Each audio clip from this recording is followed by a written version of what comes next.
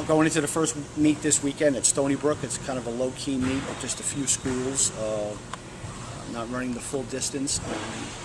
We look pretty good. We have a solid 20 guys going to the line on the men's side, and some returning, a couple of new freshmen that are coming in.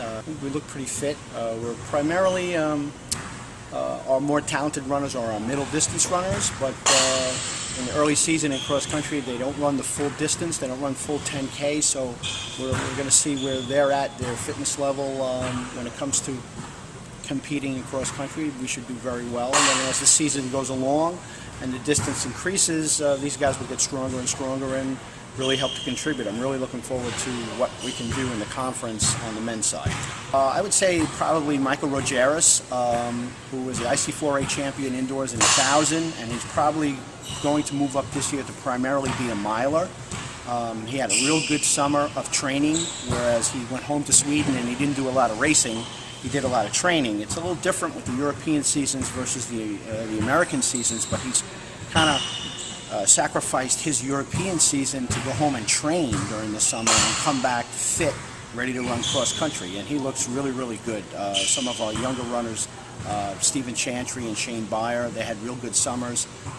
They look like they're going to make solid contributions now that they've grown a little bit into the college running routine.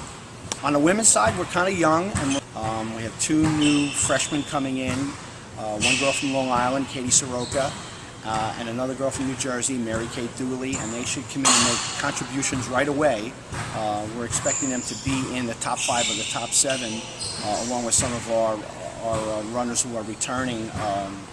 Janie Turek from Long Island had a very good summer, and Alyssa Windle from California had a real good summer.